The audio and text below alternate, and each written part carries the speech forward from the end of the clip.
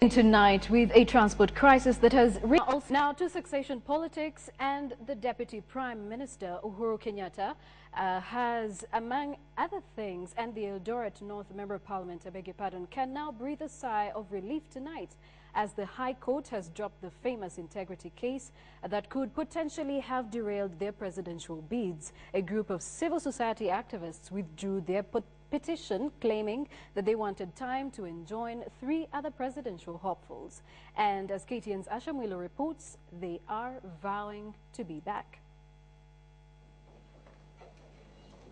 The 3-judge bench hearing the integrity case against the 2 ICC suspects was left perplexed by the petitioner's decision to withdraw the application. The case, which has dragged on for well over 10 months, was seen as a possible game changer in the ongoing political realignments ahead of the 2013 general election. The group of civil society activists was seeking to have Uhuru and Ruto barred from contesting the presidency owing to the serious charges they are facing at the International Criminal Court. It's a tactical retreat. Through their lawyer, Ambrose Weda, the activists told Justices Mohamed Warsame, Isaac Lenaola, and Lady Justice Philomena Mwilu that their decision to withdraw their petition was purely tactical, and they vowed to come back to court with what they termed as the mother of all lawsuits. The petitioners are adamant in enjoining Prime Minister Raila Odinga, Vice President Kalonzo Musyoka, and Deputy PM Musalia Mudavadi in the integrity case. Already, KANU was preparing to move to court to object to this petition. The argument would be that Uhuru and Ruto were yet to be officially nominated for the presidency by their political parties, and that the case could only be determined by the Supreme Court. With the group vowing to bring back a stronger case, their petition may be expected as soon as next week or later when the political parties have nominated their presidential candidates. I'm telling Kenyans to be patient, to be vigilant, and to know that we shall sort out the issues of integrity to the last letter. If a new petition is indeed filed, a new bench of judges will be constituted to hear the case, as Justice Warsame and Lady Justice Mwilu have been promoted to the Court of Appeal and were simply clearing their desks. The question of leadership and integrity continues to haunt politicians, and even though the petitioners of this case have decided to go back to the drawing board, the fate of these presidential hopefuls continues to hang in the balance. Asha Mwilu, KTN, at the Milimani Law Courts in Nairobi.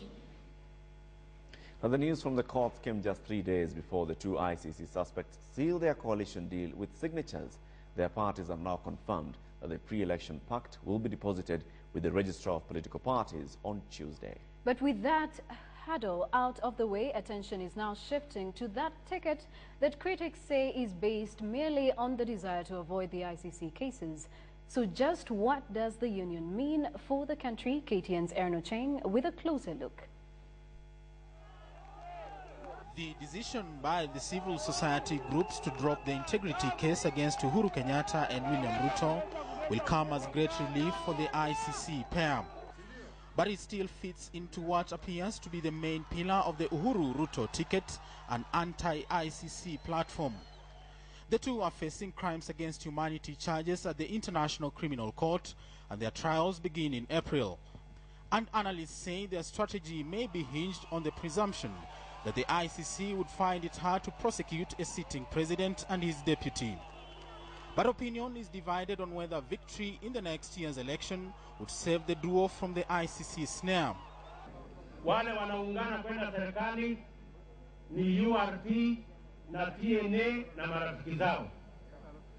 Wale wanaungana kwenda kupinzani ni watu wa kitendawili na wengine hapo. We believe through the strength of God that whatever, we will still get over them and be on the ballot and form the government in March of next year.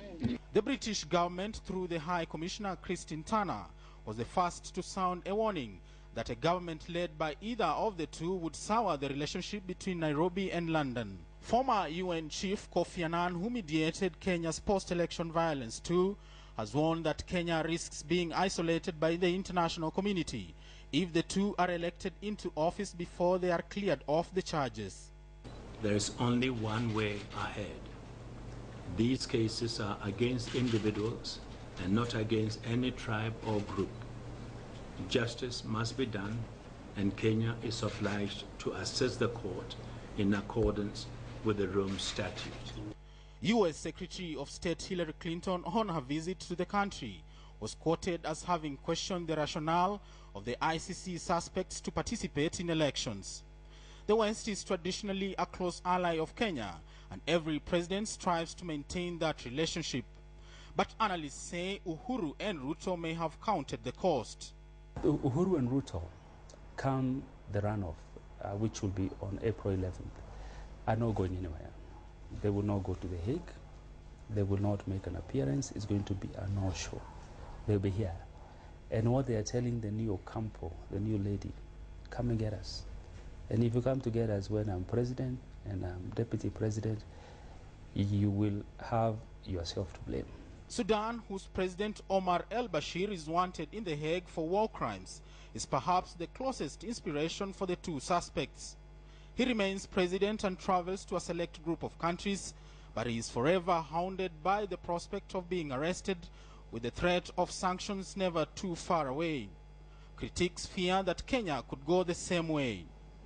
But if Uhuru and Ruto win and choose not to present themselves at The Hague for the case, then Kenya should not rule out a possibility of a presidential by-election if the two are found guilty and convicted before their 5-year term ends.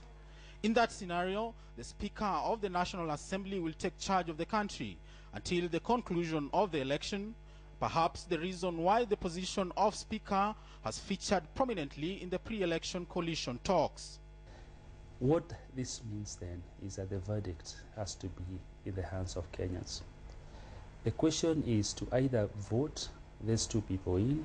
They're calling it a referendum against the ICC, but we must also say it's a referendum against the IDPs as well. Whichever way their joint presidential bid takes, a Uhuru-Ruto crack at the presidency is bringing forth more questions than answers. Aaron Ochieng, KTN Prime. So this hate cloud keeps hanging over Uhuru and Ruto, keeps coming, going, and coming back. And today in the studio, I'm joined by Harun Dobi. He's a lawyer, executive director of Haki Focus, Rights and Governance Advocacy Institute. And first question, Harun, is quite clear. Is Uhuru and Ruto, are any of them off the hook just because these activists have dropped the case?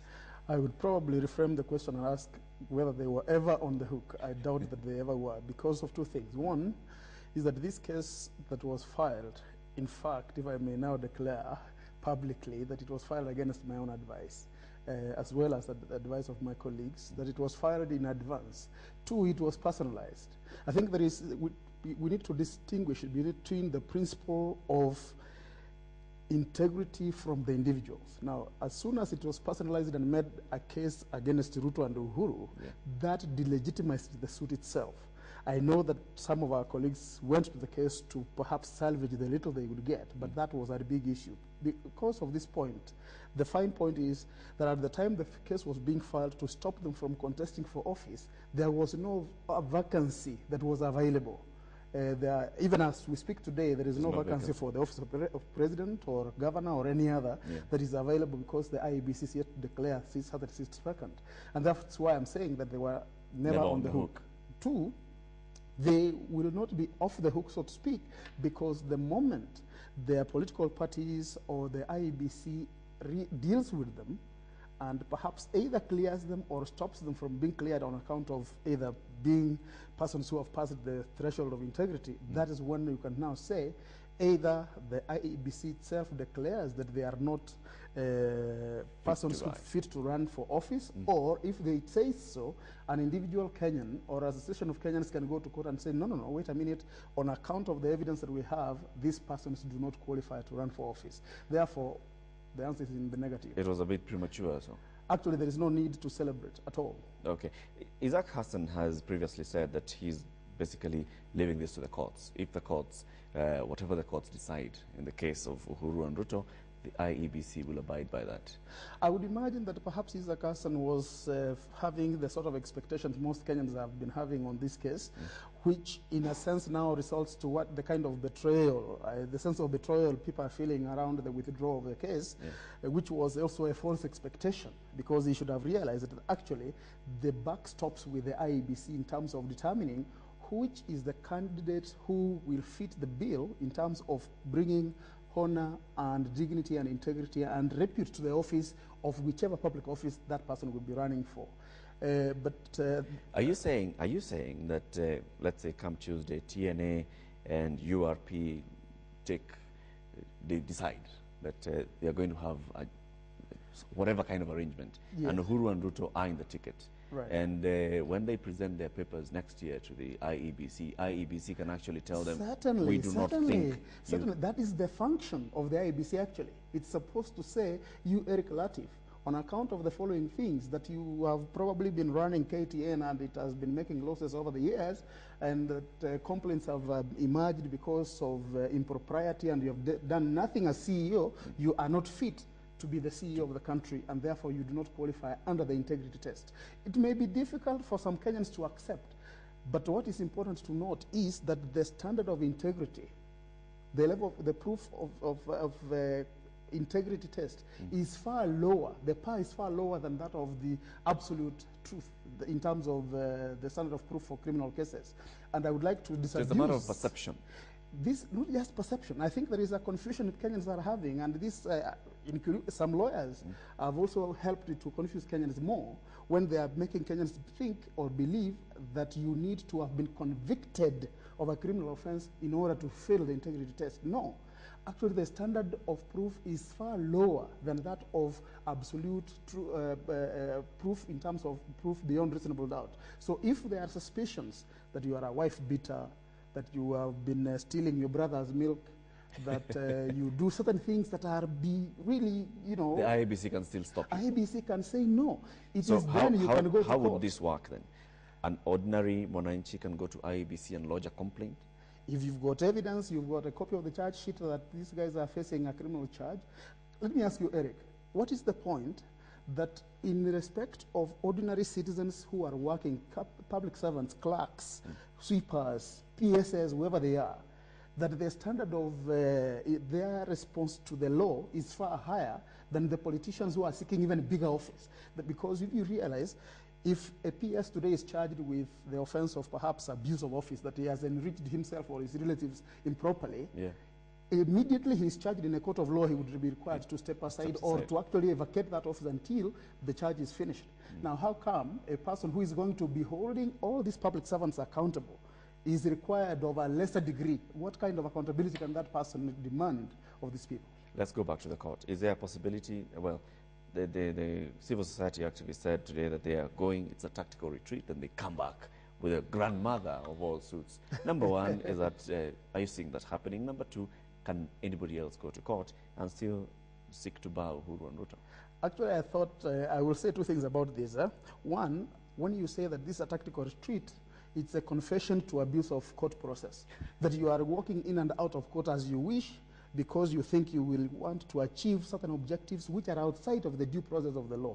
And therefore that I take particular exception to my colleagues who said that it was a tactical retreat. Two, the point that they want to withdraw and come back again, either it is an acknowledgement that they were influenced by factors outside of the case, outside of the law, outside of, in terms of politics, or they are basically saying, we will come back another day, we will see what happens. But, and this is a question I would ask them, and especially my colleagues, because I'm told that a colleague who was part of the team that withdrew the case is part of the legal advisors to one of the political parties associated with one of the respondents. I'm not going to say whom, but the question therefore becomes, what was the integrity question in respect of the lawyer who is pretending to be acting on behalf of a respondent, on behalf of the petitioners, but actually advancing the interests of the respondent?